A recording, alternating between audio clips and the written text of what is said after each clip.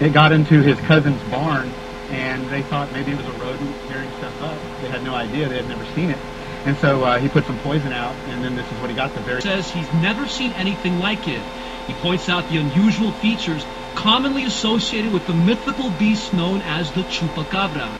Well, they saw something up there in the holler. We don't know what it was they saw. Didn't have any hair on it. Floppy ears that weren't pointed and blue eyes. It looked kind of like a cat, but more like a dog. And it had front legs, just like one of them there kangaroos. Front legs seem to be a little bit longer than a typical coyote would. Yeah, me and Jeb, we ain't seen nothing like that around these here parts. Especially hairless like that, you know? It just weren't natural. It was an unnatural being, something that God cursed. Fact is, I think Jeb said that when we saw this kangaroo cat dog looking like thing, that God must have cursed it. They did see something. Cursed it from the pit of hell. And they say that 2012 ain't real. I tell ya, it queer creatures out there. They ain't natural. They ain't natural.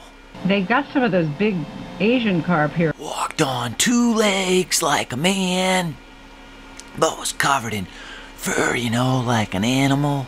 Was 75 feet away from me, smells awful, devoured a whole deer carcass, and then took off and, like, screamed, screeched, and took off across the street. It was a furry person, I guess you could say. Not natural walking upright like that. Only man's supposed to walk upright. It looked like a giant ape with a man's face. I was afraid to kill it. Made a whistling sound. He was about 9, 10 foot tall. A lot bigger than me and Jed. And Jed's 6'4". Dumbfounded, scared the living crap out of me and Jed. That thing picked that deer up and devoured it, I tell you, right there in front of us, about 75 foot away.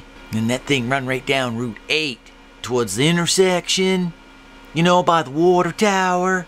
God awful screaming came out of that creature. So we're just letting you know, in case animal control would like to come around maybe and police up that critter. Told you it was standing on two legs. You're going to think I'm crazy, but I'm serious. It ran off at breaking limbs and trees. Why is it that the Bigfoot researchers never cast prints of their own bare feet for comparison? I'm just asking. It's just them out in the middle of no place, and they come on a whole bunch of footprints that look just like human footprints, wandering round and round on a sandbar. Take a bunch of plastic casts of it and claim it's Bigfoot. Then you say, well, could you cast a print of your own foot? It seems like a reasonable question to me.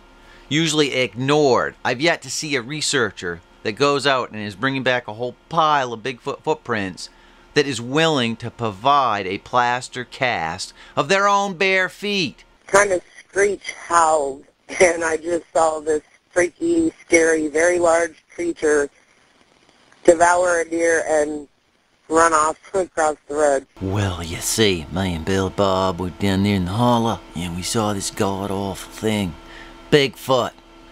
And, it was snowing something fierce that day in there in February. Well, we got this picture here. You see that smudge right there?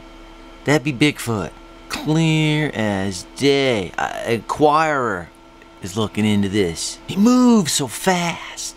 It's a mystical creature, you know. He's magical. Make himself invisible. Is he in your yard, sir? Yeah, God, he's big. Okay, what's he doing in your yard? He's looking at me. Why is it so many of those photographs just look like shadows to me? They're shadows. If you're in the forest and someone is pelting you with rocks and you think it's Bigfoot, and the whole point of you being in the forest is to try to find Bigfoot, why would you leave? Split up, recon the forest, try to get a picture of Bigfoot. If Bigfoot's throwing rocks at you, that's about as close as you're gonna get. I do not understand the retreat. I really don't. Either Bigfoot is tossing rocks at you, or there's a person in the forest. What do you have to fear from either one? I swear by the unholy saints.